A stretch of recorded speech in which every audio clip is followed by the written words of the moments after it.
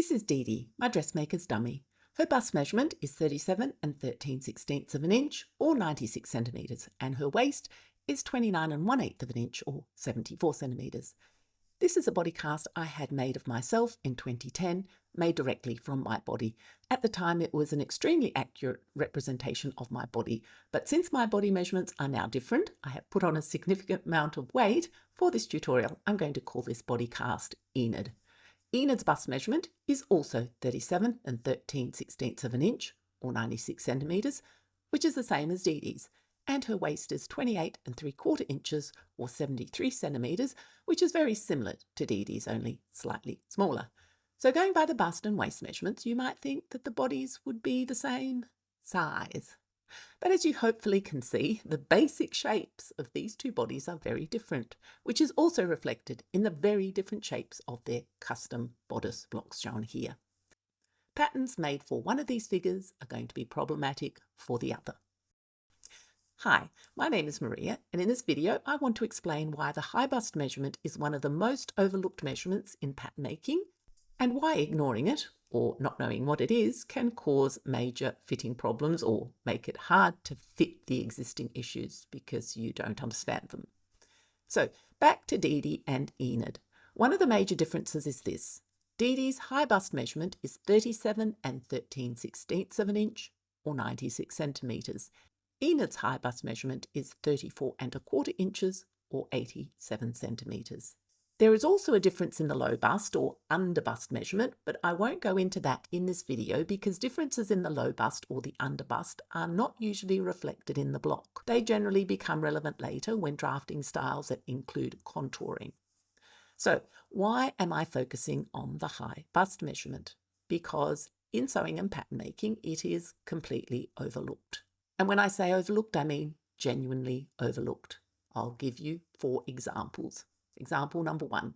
Before I purchased Dee Dee, I emailed the supplier and asked if they could tell me what the high bust measurement would be for the body form with a bust of 37 13/16 of an inch, or 96 centimetres. Their reply was, "What is the high bust measurement?" Example number 2. Later on, a few years later, I looked into getting another custom body form made for myself.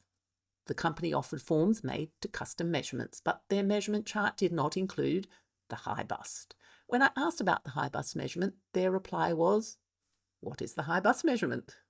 When I told them what the high bust measurement was, or more correctly, where the high bust measurement is taken, the end result was, no, not really. They couldn't create a body form that included both my high bust and my bust measurement.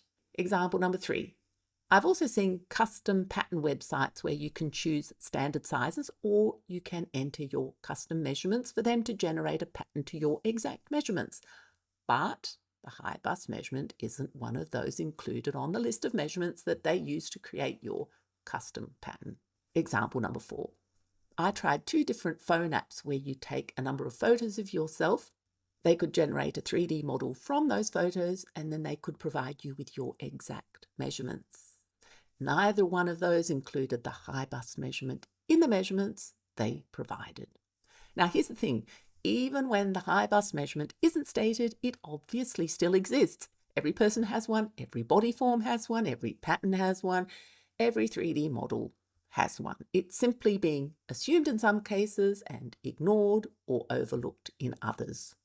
Usually in standard pattern making, the assumption is that the high bust measurement is approximately 5 centimetres or 2 inches smaller than the full bust circumference.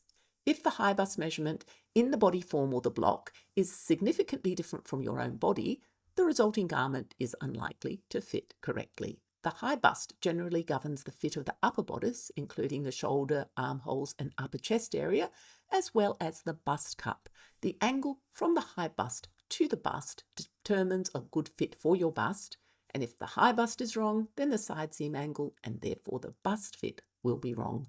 And to be clear, the pattern making bust cup is not the same thing as a bra bust cup. So, as I've already mentioned, in standard pattern making system, the standard figure is generally based on a B cup proportion, meaning that the high bust is assumed to be 5 centimetres or 2 inches smaller than the full bust. But technically, it's a little bit more complicated than that, because to get a really good fit, the arcs of the bodice, so separating the high bust circumference and the bust circumference into the front and back arcs needs to be taken into account to get a good fit. But as a general rule, that 2-inch difference is the standard assumption. Important note, although Dee Dee is theoretically a standard figure, she isn't quite standard, and I'll cover that a little bit later. So why is the high bust measurement ignored? A large part of the answer comes down to mass production. For mass-produced clothing to be profitable, manufacturers can only produce a limited range of sizes. That means they need to start with a single base shape and then grade that shape up and down into different sizes. They cannot realistically create an entirely separate size range for every single bust proportion. Historically, most pattern-making systems and commercial sewing patterns were therefore developed around what was considered a standard bust proportion, which was, at least in the West, a B-cup proportion. If your body roughly matches that proportion, the resulting block will often fit reasonably well. But if your proportions differ significantly from that assumption, fitting problems can start appearing very quickly. Because even though the high bust measurement may not be written down explicitly, it is still built into the shape of the block. So, the problem for non-standard figures. If your high bust is significantly smaller than your full bust, the standard B bust cup assumption measurement results in too much ease at the upper chest and underarm area. This often shows up as gaping armholes and poor shoulder and armhole fit, and what could be confusing, tightness across the bust, even though it is supposedly made for your bust circumference. You've chosen it according to your bust measurement and it's still tight in the bust.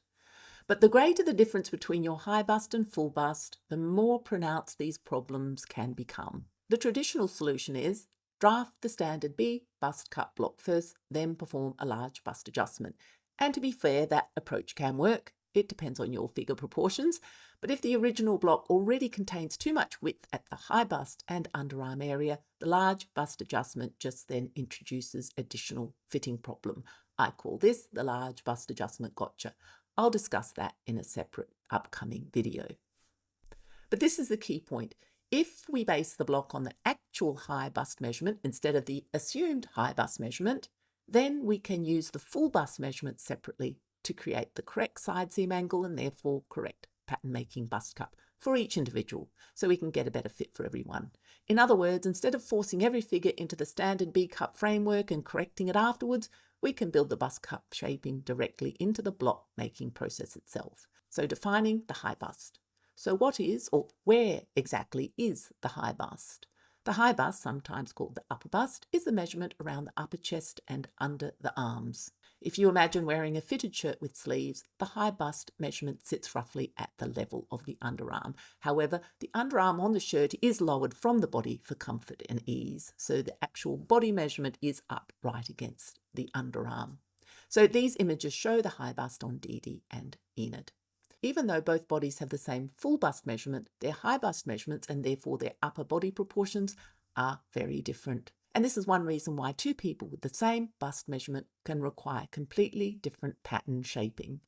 Traditionally, cup sizes in pattern making that are based on the difference between the high bust and the full bust give the following definition for the cup sizes. 1 inch different is an A cup, 2 inches difference is a B cup, 3 inches a C cup, 4 inches a D cup, 5 inches a double D or E cup, and 6 inches triple D or F cup.